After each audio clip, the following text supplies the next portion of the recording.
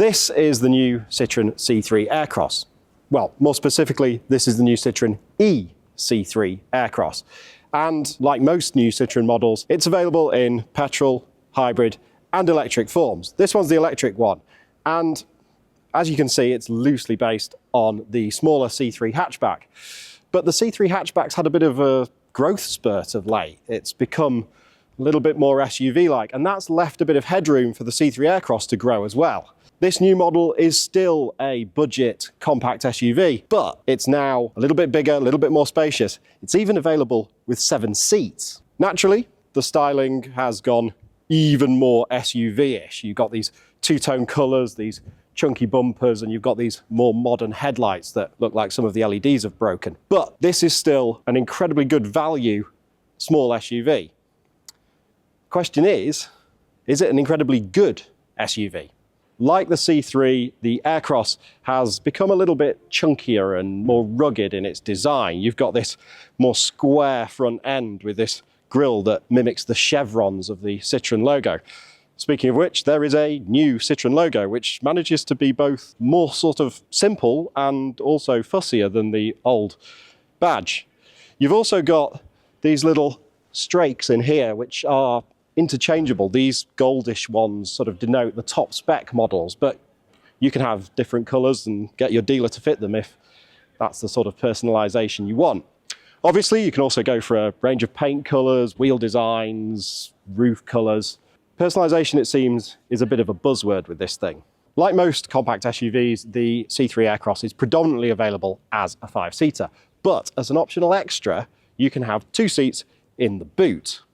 Now, the reason you can do that is because the boot is absolutely enormous. This car doesn't have the 7-seat option, it's just a 5-seater, but that means it's got an absolutely huge luggage capacity. It's bigger than most of its competitors. But if you want, you can have 2 seats that sort of fold out of the floor here. Do that and you lose all the boot space. With those seats up, you get, comes to about here. But it does mean that you can, in an emergency, carry 2 people in the back. And you can carry 2 people. Even I fit in there, just about. And getting in isn't especially dignified, but it works. If you're just taking a few people down to the local pub, it's fine. If you go for the 7-seat option, you don't quite get as much boot space as if you get the 5-seater, because when the seats are folded down, they take up this sort of false floor. But even so, it's still a roomy, roomy car. The Citroen C3 Aircross does play at the budget end of the electric car market, and there are 1 or 2 examples of that in the cabin.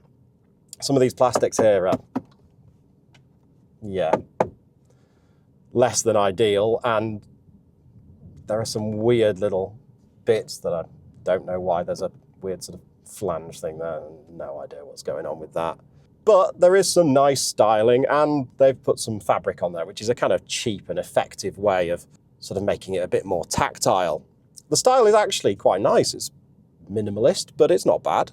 And there's a nice big touchscreen, which makes it feel a bit more upmarket. The touchscreen itself is a very simplified version of the system we see in pretty much every Peugeot and Citroen car now. And it's actually too simple, because you can't find anything you want because they've just hidden it all away and dumbed it down. It took me ages to work out how to use the trip computer, for example, until I found there's a button that's not marked. So yeah, ergonomically, not perfect. And Citroen have taken a leaf out of Peugeot's book and fitted it with an absolutely tiny steering wheel, which seems a bit pointless. I mean, it's fine. It's a very thick wheel though, and it gives a kind of illusion of sportiness that really doesn't show through in the rest of the car. In fact, Citroen has focused predominantly on comfort. So you get these big soft seats, which provide a little bit more support than those in the old C3 Aircross, but they're not, by any stretch of the imagination, ideal. They're kind of awkwardly supportive in all the wrong places. Strange, really.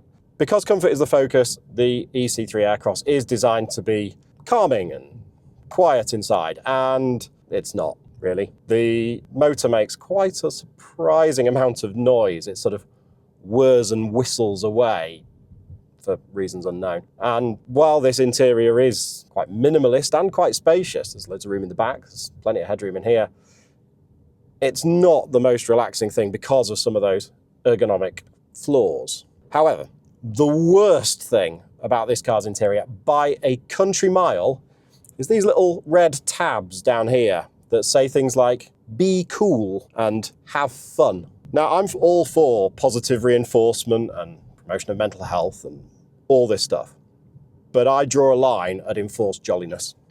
I will not be told that I have to be cool or have fun. It's terrible, terrible idea. Maybe it's a English language thing, I don't know, but it really doesn't seem to sit well with anybody except the French designers who created this cabin. But while there are issues inside here, it's not all bad. It's generally fairly airy, there's enough space in the back. Can't really complain too much, apart from those tabs. You can cut them off or something. Now, the C3 Aircross comes with a choice of powertrains. You can either go for the basic 1.2 litre 3-cylinder petrol engine, which gives you about 100 horsepower, or you can have the 1.2 litre 3-cylinder hybrid system, which is effectively the same hybrid you get in a C4 or a C4X. That's a little bit more powerful. You get 136 horsepower, and although it claims to be a 48-volt system, it's actually remarkably effective. It feels more like a Prius hybrid system than the mild hybrid you get in Suzukis and things. If you go for the electric one, at the moment, there's only one option, and it's this. It's the 44 kilowatt hour, 113 horsepower electric motor. That's enough, but it's not what you'd call ample. Range is acceptable. You get about 200 and odd kilometers in the real world from a charge.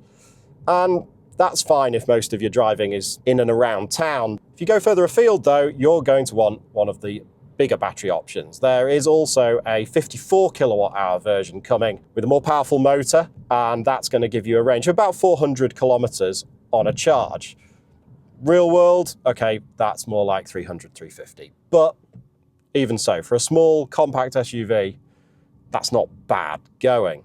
The other impressive thing about this car is the price, because in France, where this car's registered, these things cost less than 30,000 euros. That's a lot of car for not a lot of money.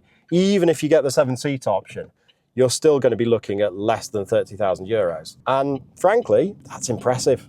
Like the fact you can get this much car, this much style for that little money,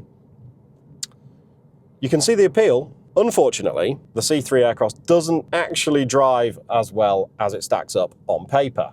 There's a few reasons for that. Primarily the focus on comfort, which works to an extent, but Citroen will tell you this is the most comfortable thing since the invention of the duvet.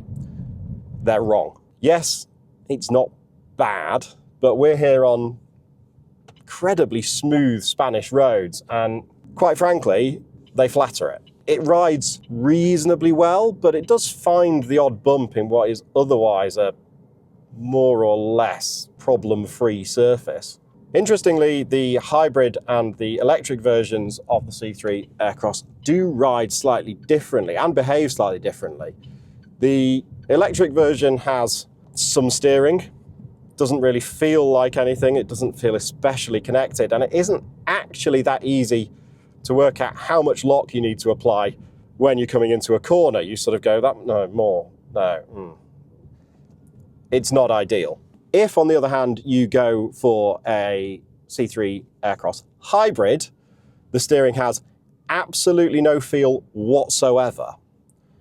It's like driving a video game almost. It's incredibly light, and you don't really have any clue what the front wheels are doing. It's sort of, I don't know, weirdly disconnected. It's not a problem actually around town. It's quite nice because you've got this sort of easy maneuverability. But when you're trying to drive a little bit faster on a winding mountain road, as I was this morning, it's not exactly confidence inspiring. But then the C3 Aircross isn't designed to be that confidence inspiring, sporty SUV. It's a crawl around town, hop over curbs, be quite comfortable thing.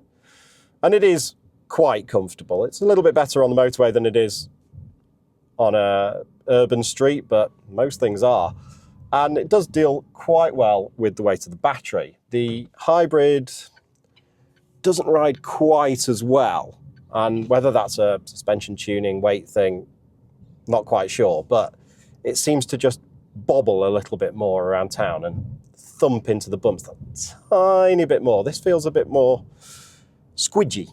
In all then, the C3 Aircross is cheap, good looking, roomy, and reasonably appealing.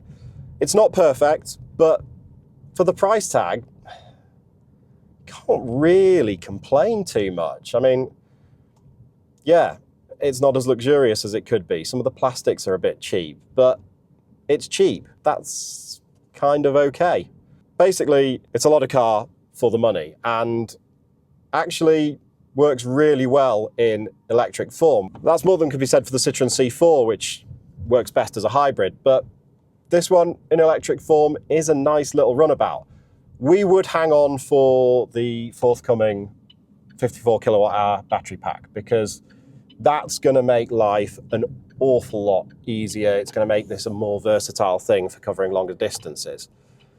But if all you're doing is taking the kids to school and going to the shops and maybe a short commute, this will be fine as a second car or as a daily thing. It's just when you want to go further away that it'll become a bit of a pain. Even then, it does charge reasonably quickly, and charging infrastructure is getting better all the time, so it's not such a hardship. Would I have one personally? Probably not, but I really do see the appeal of one of these. It's family friendly, shall we say.